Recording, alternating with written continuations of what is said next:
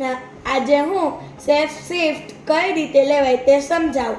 સવારે ઉઠીને આ ફેટ બર્નિંગ એક કેપ્સ્યુલ ગરમ પાણી સાથે લેવી. તેના 1 કલાક પછી અમૃત શેક 300 ml ફેટ ફ્રી દૂધ સાથે લેવું. સવારના 11 વાગે આ અમૃત ટી 100 ml ગરમ પાણી સાથે મિક્સ કરવી અને આ ટી ઘૂંટડે ઘૂંટડે ધીરે ધીરે પીવાની છે. લંચમાં તમારે રોટલી, શાક, દાળ, ભાત, સલાડ અને છાશ લેવાની છે. બપોર પછી 4 વાગે આ અમૃત ટી 100 ml ગરમ પાણી સાથે લેવાની છે. સાંજના 7 વાગે ડિનરમાં તમારે આ અમૃત શેક 300 ml દૂધ સાથે મિક્સ કરી ધીરે ધીરે અને ઘૂંટડે ઘૂંટડે પીવાનું છે.